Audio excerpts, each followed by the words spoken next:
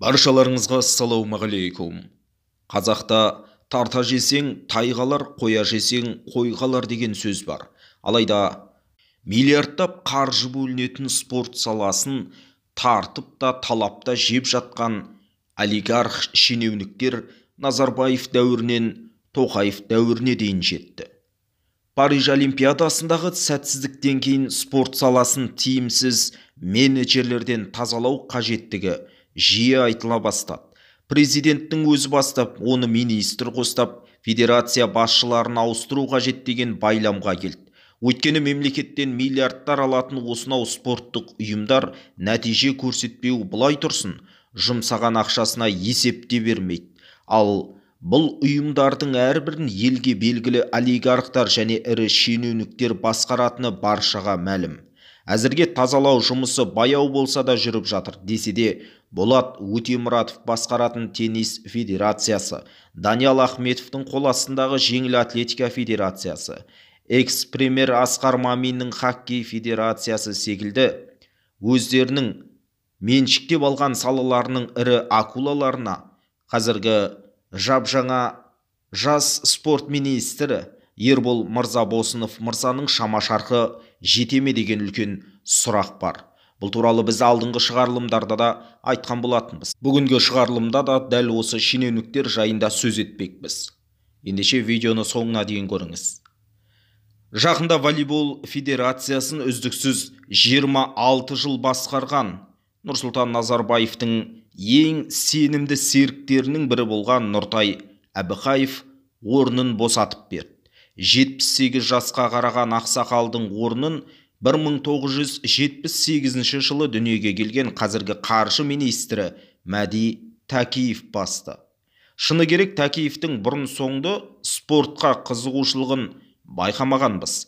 Бәлкім министр болған соң ақша тартат деген желеумен федерация тізгінін ұстата салды ма екен? Ол жағы әзірге түсініксіздеу болып тұр. 47 жастағы шенеуніктің негізгі жұмысы шаш етектен екені айтпаса да түсінікті. Ол еліміздегі ең күрделі министрліктің бірін басқарып отыр. Яғни, мұндай жұмыс басты адам волейболды дамытуға уақытты қалай табады деген сұрақтың туындайтыны да заңды. Нұртай Әбіқаев кейінгі жылдары биліктен босап қалған соң волейболға аса қатты көңіл бөлмей кеткені бар. Федерация президенті деген аты болмаса, негізгі жұмысты бас хатшы Ермек Сырлыбаев атқарып жүр. Федерацияда ақшаның аздығы да байқалатын. Елдегі волейбол жарыстарының деңгейі төмендеді. Бәлкім осы проблемаларды толықтай болмаса да біразын шешуге Тәкиев өзі кірісе ме деген үміт бар. Әзірге бұл кадрлық ауыс түйістен түйгеніміз бір шенеунік кеткенімен орнына екіншісі келіп жатыр. Егде тартқаны демалысқа шығып жастауы тізгінді ұстады. Қазір Қазақстанда жалпы саны 109 федерация бар екен. Оның ішінде 40 федерация олимпиадалық спорт түрлері бойынша құрылған. Соның тек екеуін сол спорттың өкілдері басқарады. Қалған 38-інде өзге сала қызметкерлері. Қазақстан гимнастика федерациясының көркем гимнастика шебері баршаңызға таныс Әлия Есупова және грек-рим еркін және әйелдер күресі федерациясын өзі де даңқты балуан болған Дәулет Тұрлыханов ұстаған. Бірақ бұл екі басшыға да сын жиі айтылады. Қалған федерациялардың барлығында олигархтар мен шенеуніктер жайғасқан. Парижден кейін ауыс түйіс болған федерацияның бірі таеквондо. Франция астанасында бірде-бір спортшысы жүлде алмаған ұйымның басшысы олигарх Вячеслав Ким кетіп, орнына 34 жастағы Кудрат Шамиев келді. Қызығы сол, Шамиев бокс федерациясының президенті Шахмұрат Мүтәлівтің құрдасы әрі әріптесі. Екеуі де Integra Construction KZ компаниясының басшылығында. Мүтәліп директоры, Шамиев бақылау кеңесінің төрағасы. Сондай-ақ еліміздің антикор, бас прокуратура, жоғарғы сот, басқа да құзырлы органдары басқарғандар федерация тізгінін ұстағанды жақсы көреді екен.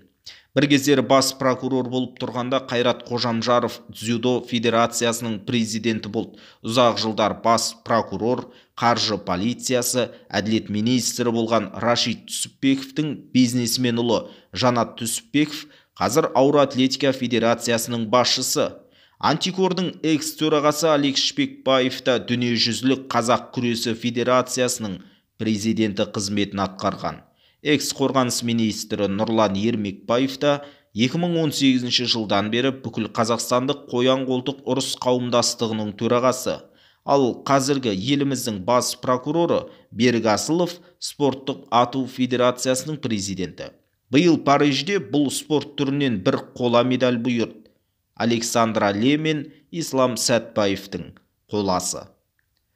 2022 жылдың желтоқсан айынан бастап Қазақстан дзюдо федерациясын сол кездегі Қазақ Телеком төрағасы, қазіргі кезде Тоқаевтың кеңесшісі Қуанышбек Есекеев басқарады. Сонымен қатар Қазақстан киберспорт федерациясының тізгіні де осы Есекеевте. Одан бөлек ол Қазақстан барысы қазақ ұлттық күресін қолдау және дамыту қоғамдық қорының қамқоршылық кеңесінің төрағасы қызметінде атқарады.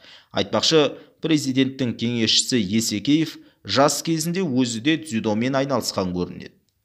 Хоккей Маминнің меншігіне айналған. Нұртай Абықаев, Әділбек Жақсыбеков, Даниял Ахметов, Болат Өтемұратов сияқты саяси арена мен спорттың тізгінін қатар ұстағандардың бірі экс-премьер Асқар Мамин.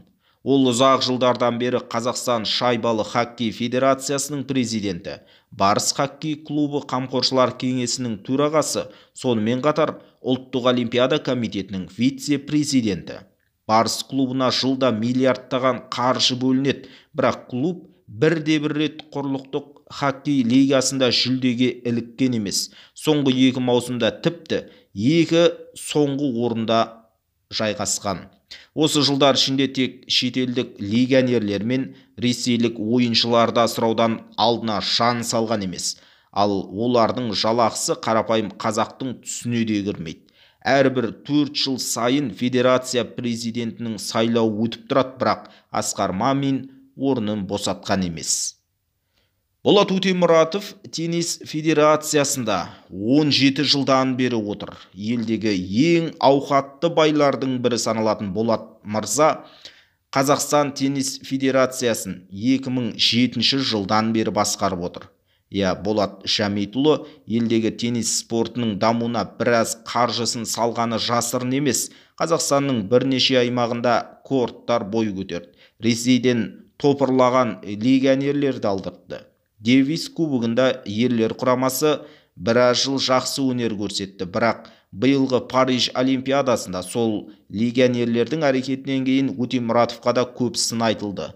Соған қарамастан Өтемұратовтың әзірге орнын босата қоюы да екіталай. Ресми биліктен былтыр кеткен Даниял Ахметов 1999 жыл мен 2009 жылдар аралығында Қазақстан Республикасы велоспорт федерациясының тізгінін ұстады. Соның тұсында Астана велокомандасы құрылып, легионерлердің арқасында әлемдік гранд турларды жеңді. Кейін Ахметов Шығыс Қазақстанға барып, волейболға көңіл бөлді. Алтай командасы елдегі ең бай клуб болды. Сосын Ахметов 2018 жылы жеңіл атлетика федерациясының президенті қызметіне кірісті. Әзірге осы орында отыр. Оның Африкадан алдырған жел аяқтары Париж олимпиадасында масқарасы шығып жеңілді. Жалпы спорт падишасы саналатын бұл спорт түрі елімізде соңғы жылдары дамымай қалғандай. Әрине бұған басты жауапты Даниял Ахметов деп ойлаймыз. Қазақстанның велосипед спорты федерациясын 2019-2020 жылдары бизнесмен Нұрлан Смағұлов басқарған. Бірақ былтыр мерзімі жеткенде ол орнын босатып берді. Сөйтіп, Атамекен кәсіпкерлер палатасының төрағасы Райымбек Баталов сайланды. Баталов велоспортта бұрыннан жүр. Азия велоспорт конфедерациясының вице-президенті болған.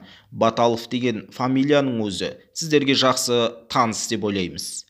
Жоғарыда айтқанымыздай, федерация тізгінін ұстағандардың барлығы қалталы азаматтар. әрі Назарбаев тұсында өте ірі саяси қызметтерде болған. Оларды алып тастауға жаңа тағайындалған министрдің шамасы жете ме деген үлкен сұрақты сөз басында қойғанымыз осы себепті болатын. Ол жағы уақыттың еншісінде, яғни жыл соңына дейін мәлім болып қалуы тиіс. Әлі 1-2 ай уақыт бар екенін еске сала отырайық.